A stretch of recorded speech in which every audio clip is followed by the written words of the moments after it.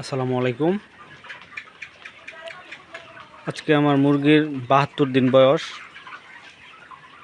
আমি অলরেডি ৫৮ দিন বয়সে মুরগি খাঁচায় উঠাই ফেলছি। দুইবার আমাশা হয়েছিল যার জন্য এখন আমার মুরগিগুলোর কয়েকটা মুরগির পক্স হয়েছে, এগুলো আলাদা করে রাখছি। এই যে পক্সের সমস্যা, এইদিকে মুখের ভিতরে জুটিতে, এই যে এইগুলো সমস্যা।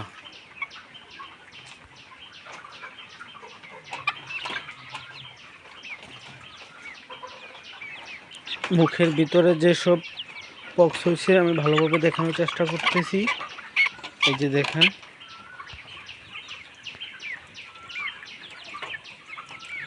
একেবারে গলার ভিতর পর্যন্ত এগুলো পক্স হয়েছে, বাইরে এবং ভিতরে দুই জায়গাতেই।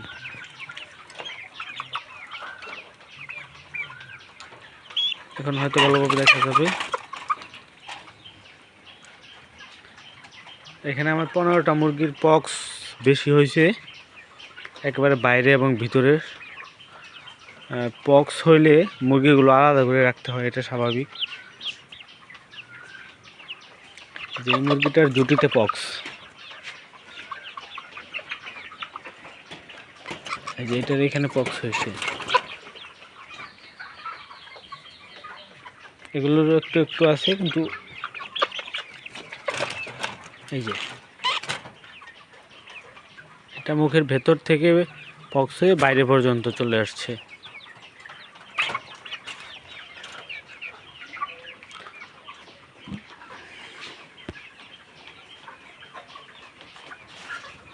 এদিকে আর পক্স নাই একটা মুরগিরও। আমি মোটামুটি খুঁজে খুঁজে সবগুলো বের করছি। ওইখানে সম্ভবত 14 বা 15টা মুরগি আছে পক্স হয়েছে।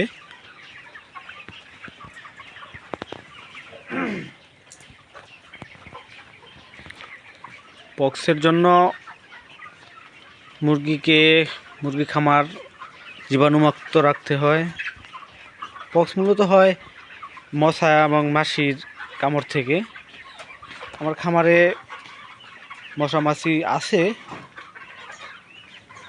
মশা মাছির ওষুধ দেওয়ার পরও এগুলো যাচ্ছে না। এই যে মাছি দেখা যাচ্ছে, এই মাছিগুলো পুরো মুরগিকে কামড়ায়, তারপর এগুলোর পক্স হয়। তো পক্স হওয়ার পর আমি যেসব চিকিৎসা নিচ্ছি এগুলো দেখাই। তাছাড়া বাকি মুরগিগুলো সব সুস্থ আছে। ওই পক্স মুরগিগুলো ব্যতীত যা আছে সব মোটামুটি সুস্থ। পক্সের জন্য কী চিকিৎসা নিতে হয় বা আমি কী চিকিৎসা নিচ্ছি সেটা দেখাবো। এদিকে সব মুরগি সুস্থ, মুরগি খাবারও খাচ্ছে ভালো, পানিও খাচ্ছে ভালো, সব ঠিকঠাক আছে। শুধু ওই কয়েকটা মুরগির পক্স ব্যতীত। ওই পক্স ওইগুলো হলেও আমি সবগুলোর জন্যই চিকিৎসা নিচ্ছি, কারণ এগুলো তো যেন না হয়। পক্সের জন্য আমি প্রথমত দিচ্ছি হচ্ছে অ্যামক্সিসিলিন। এই অ্যামক্সিসিলিন P50, এটি অ্যামক্সিসিলিন গ্রুপের একটি ওষুধ।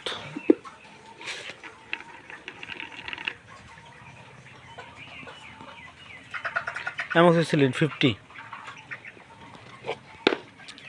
তারপর আমি দিচ্ছি হচ্ছে রেনাসি।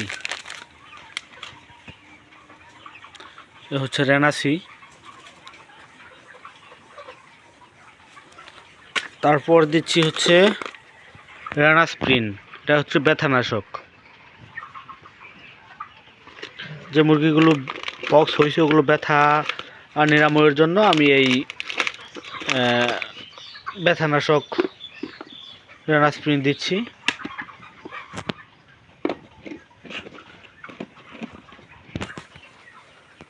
এখন আজকে 3 দিন যাবৎ ওষুধ খাওয়াচ্ছি, কিছুটা সুস্থের দিকে মুরগি।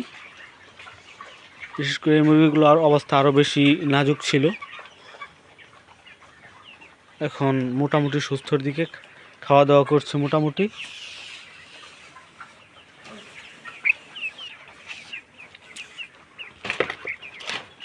ফাউল পক্স থেকে মুরগিকে দূরে রাখতে খামারকে মশা মাছি মুক্ত রাখতে হবে, খামার জীবাণু মুক্ত রাখতে হবে, আর ফাউল পক্সে ভ্যাকসিন করতে হবে।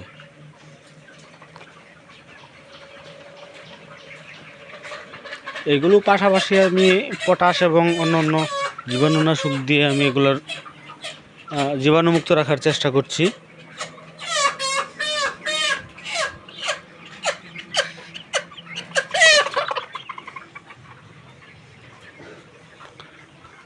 তো এই ছিল ফাউল পক্সের চিকিৎসা এবং ফাউল পক্সের অবস্থা। ফাউল পক্স হলে মূলত মুরগির ঝুঁটিতে এবং গলার নিচে, গলার ভিতরে, চোখের উপরে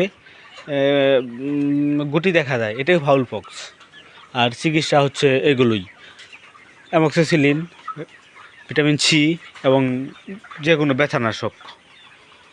তো আজকের মতো এ পর্যন্তই। আসসালামু আলাইকুম।